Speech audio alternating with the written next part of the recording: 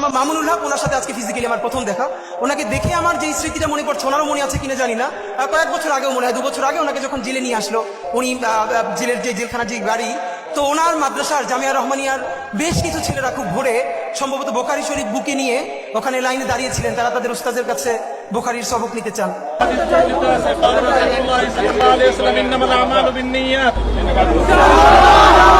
তো উনি সেই জেলের গাড়ির মধ্য থেকে বলছেন, এই পড়া ছাড়বা না, এইভাবে পড়বা।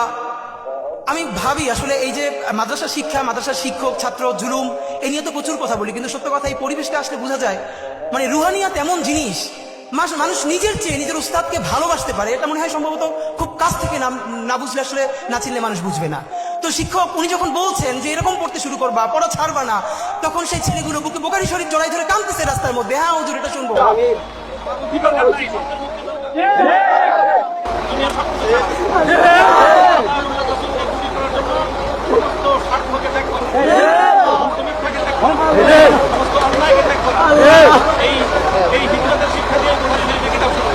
এই সময়টা আমার খুব মনে পড়ছে।